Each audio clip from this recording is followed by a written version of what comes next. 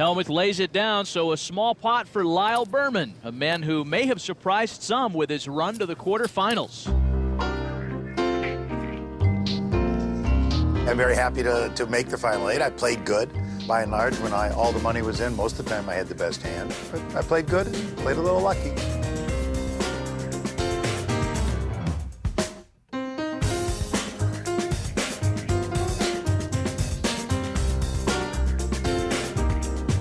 Poker is certainly not in its infancy because it's been around for 200 years. We didn't have any recognizable stars in the poker world. And we knew that there'll never be a Tiger Woods of poker because nobody can dominate poker like Tiger dominated golf. If we can create these stars, or they can create themselves, we expose them, poker will evolve into a better show. Well, Lyle is playing one of the guys who has made poker into a better show, Phil Hellmuth. Berman with ace-6 offsuit. He calls for 1,000. And Hellmuth with jack-5. He checks. Hasn't been a lot of show, though, in this particular match. Flop comes jack-king-8, a pair of jacks for Hellmuth. Okay. Both players quickly check into the turn. Queen of diamonds. Okay. At the Fishman Esfandiari table, it would have been 18 bets already.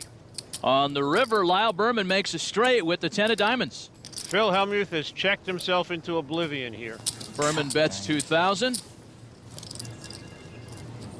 Did I really check every street in this hand?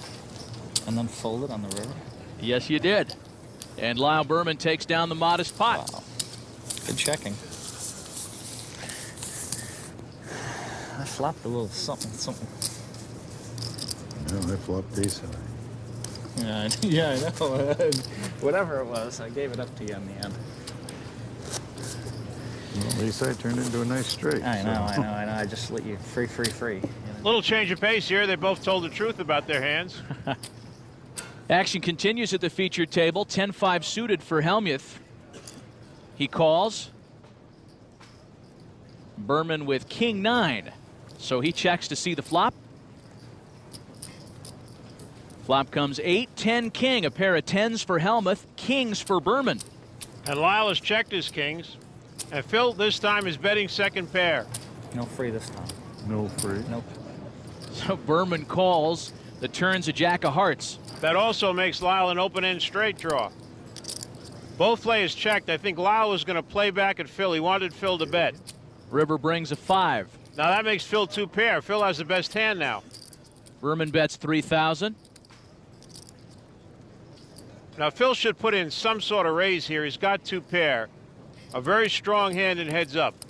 If he put in a minimal raise and then Lyle raised him, he'd have to go out. But I think he's got to raise something here. I slow played it or something.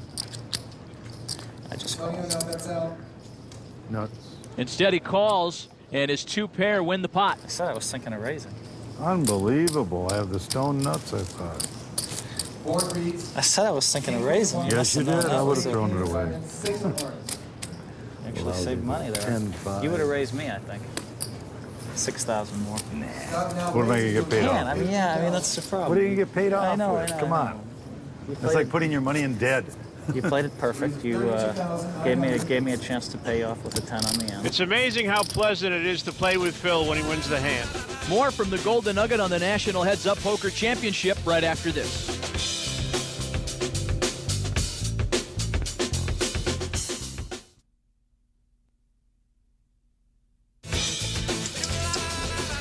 Back in downtown Las Vegas at the Golden Nugget Hotel and Casino. Over at one of the outer tables, we look in at Antonio Esfandiari and Scott Fishman discussing their wins so far. I don't think it was much of a fluke, to tell you the truth. Mine was definitely a fluke. You beat 10, Howard, and Daniel. Definitely a fluke. That's an accomplishment all in itself. I mean, those are like the 3 best players in the whole bracket. Pretty crazy. Scott Fishman's right. Antonio's knocked out 3 of the biggest names in the tournament so far. Playing poker is a very, very hard way to make an easy living. Discipline, thought, and control. You can't let losing affect you. If you go in and lose $5,000, $10,000, you have to walk away and be like, oh, no big deal. If that bothers you, you're never gonna make it in poker.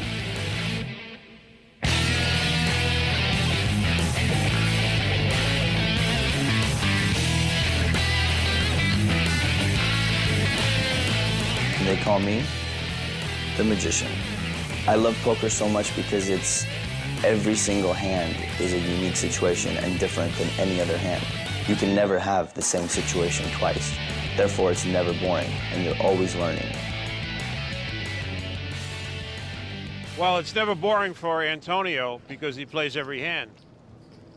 Blind still at 8 and 1600. And Antonio Esfandiari with ace-10 suited. He raises to 4,100. Ace-9 offsuit for Fishman. He'll call.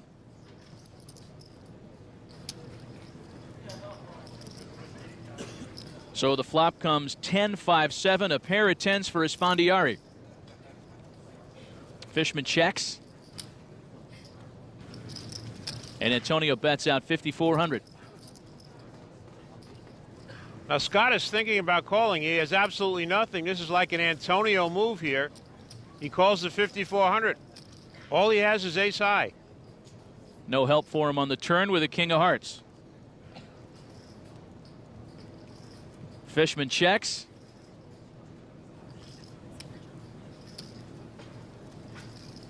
Antonio's got to pretend that king's not out there. He can't be influenced by that. He's got to bet and find out where Scott's at. Bets just over 11,000. Scott Fishman is measuring his chips. I don't see how he can call this bet. The only thing he can do is raise and try to take the pot, which is probably what he was trying to do when he called on the flop with nothing. He does raise to 30,500. This match continues its character. This is outstanding poker. Both of these young poker players are showing us how poker is played. Antonio is confused. Why did Scott just call on the flop? Why is he raising? Does he have kings and tens? Did he flop a set? He's talking himself out of calling. And again, Fishman's raise made Antonio lay down another winning hand. Matt, Scott Fishman is playing outstanding poker. Again, he's got the support of the fish tank, his friends and family, all decked out in fish tank apparel. Guy's a one-man marketing force. Blinds up to 1 in 2,000. Fishman with a slight lead here and calling with his king-8. Now Antonio with 9-4. He's going to raise. Up to 8,600. Let me say this again, Matt. The cards don't matter with these guys. They are playing each other. This is so much fun to watch. And a 9-4 good enough for Esfandiari to buy the pot here. To the Joanda Cloutier match now, where Lindsay Zarniak is with someone who's watching this one with interest. Chris Ferguson, you just beat out Mike Sexton. Immediately, you came over here to watch this match. Is this your last chance to study up? Yep, just trying to do a little bit of a scouting report to see how these guys are playing today. Who would you say is going to be the tougher competitor, TJ or John? Both of these guys are top poker players. John Juan has been runner-up and player of the year like 3 of the last 4 or 5 years, which is just an amazing feat. And TJ, he's like the all-time winningest tournament poker player there is. So either of these guys is going to be a really, really tough match. Can you feel the pressure building as this tournament progresses? You know, I'm here. I'm having such a blast. I don't feel that pressure at all. I'm just having such a fun time. This is just such an amazing tournament. Thank you. Congratulations and good luck. All right. Thank you very much. To that match now where John Juan is in all kinds of trouble. He's all in and dominated. Yeah, he's got ace-jack, and TJ Cloutier's got ace-queen. John's going to have to catch a jack to stay in the tournament. TJ's wife, Joy. As you can see, the percentages, it looks very bleak. John Juan is only 24% to stay in the tournament.